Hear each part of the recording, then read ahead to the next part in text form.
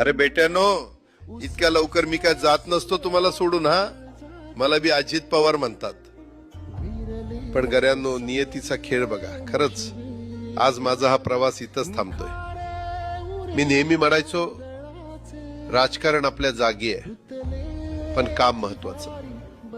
लोकांनी मला कामाचा माणूस म्हटलं, तीच माझ्या आयुष्याची सर्वात मोठी कमाई होती.